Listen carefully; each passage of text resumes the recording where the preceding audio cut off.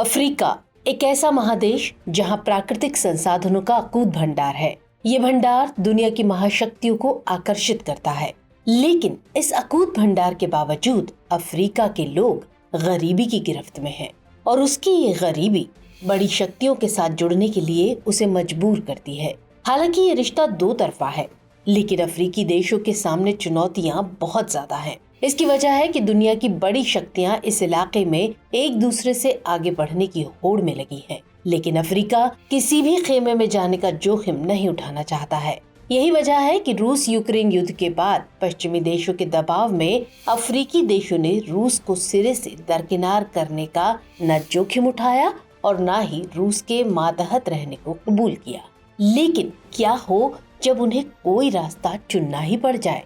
हाल ही में ऐसे दो मौकों ने अफ्रीकी देशों को इस ओर नए सिरे से सोचने पर मजबूर कर दिया है और ऐसा पहला मौका आया साउथ अफ्रीका के पास, जहां अगले महीने जोहानिसबर्ग में होने वाले ब्रिक्स समिट के आयोजन में रूसी राष्ट्रपति व्लादिमीर पुतिन को भी आना था, मगर पुतिन ने आने से इनकार कर साउथ अफ्रीका को इस संकट से उबार लिया। और दूसरा मौका था हालिया रूस अफ्रीका समिट का। रूस की माने तो इस सम्मेलन में पहले 40 से अधिक अफ्रीकी देशों के राष्ट्राध्यक्ष शिरकत करने वाले थे, लेकिन अमेरिका के दबाव में मात्र 17 देशों के मुखिया ही सम्मेलन में शामिल हुए।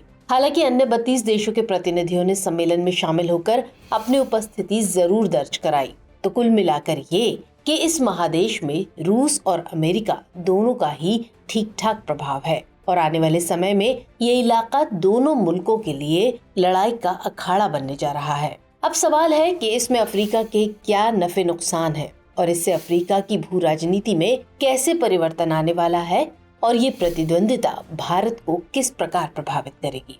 तो आज की चर्चा में हम ऐसे ही अन्य सवालों के जवाब ढूंढने की कोशिश करेंगे। तो एक तरफ जब रूस यूक्रेन संकट के कारण आलोचनाओं का शिकार हो रहा है, तो वहीं दूसरी तरफ वो अपने लिए विश्वस्त साथी की तलाश भी कर रहा है। उसकी इसी तलाश ने उसे अफ्रीकी देशों के करीब ला दिया है। दरअसल अफ्रीका के 54 देश संयुक्त राष्ट्र में सबसे बड़ा मतदान समूह बनाते हैं और यूक्रेन में रूस के कार्यों की आलोचना करने वाली महासभा के प्रस्तावों पर किसी भी अन्य क्षेत्र की तुलना में अधिक विभाजित हैं। यही कारण है कि रूस इन्हें अपनी तरफ खींचने के प्रयासों में लगा हुआ है। इसी दौरान सेंट पीटर्सबर्ग में दूसरे रूस अफ्रीका समिट का आयोजन किया गया। इस दौरान ऐसे कयास लगाए जा रहे हैं कि रूस के काला सागर अनाज समझौते से बाहर निकलने के बाद अफ्रीका में रूस को लेकर नाराजगी होगी और बहुत ही कम देश इसमें शामिल होंगे। लेकिन इन सारी भविष्यवाणियों को धता बताते हुए अफ्रीका के करीब 50 देशों ने सम्मेलन में शिरकत की। सम्मेलन के दौरान अफ्रीकी देशों को अपने और करीब लाते हुए रूस ने 6 अफ्रीकी देशों तक अनाज पहुंचाने का वादा भी किया। ये 6 देश हैं बुर्किना फासो, जिम्बाब्वे, माली, सोमालिया, इरिट्रिया और मध्य अफ्रीकी गणराज्य। रूस ने अगले 3 से 4 महीनों में इन देशों को 25 से 50 हजार टन तक मुफ्त अनाज पहुंचाने की घोषणा की। इस मौके पर रूस ने अफ्रीकी देशों के साथ लगभग 20 से ज्यादा हथियार सौदों पर भी हस्ताक्षर किए। तो देखा जाए तो रूस यूक्रेन युद्ध के कारण अफ्रीकी देश पश्चिमी प्रतिबंधों के दबाव में रूस से थोड़े दूर भले हुए हैं, लेकिन उनके रिश्ते आज भी कायम हैं। यही कारण रहा कि जब इसी साल 2 मार्च को संयुक्त राष्ट्र महासभा ने यूक्रेन से रूसी सेना की वापसी के प्रस्ताव पर मतदान कराया, तो केवल 27 अफ्रीकी देशों ने मतदान में भाग नहीं लिया।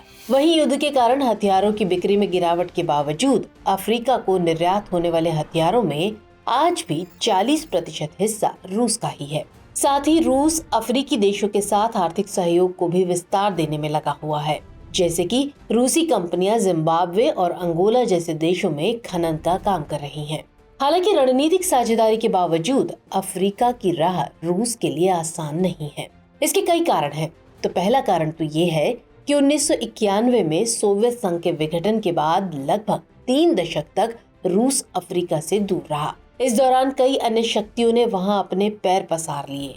साथ ही लीबिया और मध्य अफ्रीकी गणराज्य में रूसी निजी सैन्य कंपनी वैगनर ग्रुप की विवादास्पद गतिविधियों ने अंतर्राष्ट्रीय स्तर पर आलोचना बटोरी है और हाल ही में नाइजर में हुए तख्ता पलट में भी रूस का हाथ माना जा रहा है। तो ऐसे में लंबे समय से अस्थिर अफ्रीकी देश सोच समझकर ही अपने कदम बढ़ा रहे हैं। वहीं अन्य देशों की तुलना में अफ्रीका के साथ अपने आर्थिक संबंधों के मामले में रूस अभी भी काफी पीछे है।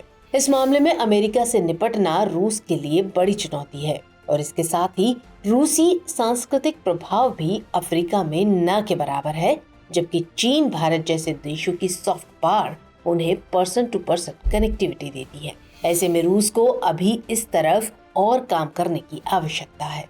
तो देखा जाए तो अफ्रीका में एक खिलाड़ी नहीं है, बल्कि अमेरिका, भारत और चीन भी अफ्रीका में मौजूद होकर वहां अपना प्रभाव डाल रहे हैं। हाल के दिनों में बदलती वैश्विक गतिशीलता के साथ तालमेल बिठाने के लिए अमेरिका ने भी अफ्रीकी प्राथमिकताओं को बढ़त दी है। अपने इसी प्रयास में अमेरिका ने सुरक्षा और आतंकवाद विरोधी प्रयासों पर अधिक ध्यान केंद्रित किया है। अमेरिका अफ्रीका को विकास के नाम पर फंड्स भी देता है। अफ्रीका के कई विकास कार्यों पर अमेरिका का सहयोग महत्वपूर्ण है। ऐसे में अफ्रीका अमेरिकी प्रभाव से खुद को मुक्त नहीं कर सकता। वहीं अमेरिका भी अपनी कंपनियों की अफ्रीका में पहुंच बढ़ा रहा है। हालांकि इस मामले में अमेरिकी कंपनियों को भी चीन से प्रतिस्पर्धा का सामना करना पड़ रहा है। वहीं दूसरी तरफ चीन द्वारा अफ्रीका में असाधारण बुनियादी ढांचे का निर्माण किया जा रहा है। अभी किसी भी देश ने, चाहे वो रूस हो या अमेरिका या भारत, इतने बड़े पैमाने पर अवसंरचना निर्माण की ओर अपना ध्यान नहीं दिया है और न ही इतने बड़े सहयोग का आश्वासन ही दे सका है। यही कारण है कि अफ्रीकी देश चीन के खेमे की तरफ जाने से खुद को रोक नहीं पा रहे हैं। अफ्रीका में चीन का मजबूत होना अप्रत्यक्ष रूप से रूस का मजबूत होना है और ये बात अमेरिका के लिहाज से बेहतर नहीं है। अफ्रीका की यही परिस्थिति उसे भू-राजनीतिक लड़ाई का अखाड़ा बनने से नहीं रोक सकती। संयुक्त राष्ट्र और अन्य बहुपक्षीय निकायों में एशिया के 27%, अमेरिका के 17% और पश्चिमी यूरोप के 15% की तुलना में अफ्रीका 28% वोटों के साथ सबसे बड़े ब्लॉक का प्रतिनिधित्व करता है। इसलिए वैश्विक संस्थानों और मानदंडों को नया आकार देने के लिए अफ्रीका भू-रणनीतिक प्रतिस्पर्धा का केंद्र बना रहेगा और सभी महाशक्तियां इसे अपने पाले में लाने के लिए संघर्षरत भी रहेंगी। ये अफ्रीका के लिए भी महत्वपूर्ण है क्योंकि इससे उसके सौदे की ताकत बढ़ेगी। तो चलिए चर्चा को विराम देते हुए नोट कर लेते हैं आज का सवाल। अफ्रीका में रूस और अमेरिका की मौजूदगी वैश्विक राजनीति को किस प्रकार प्रभावित करेगी? परीक्षण कीजिए।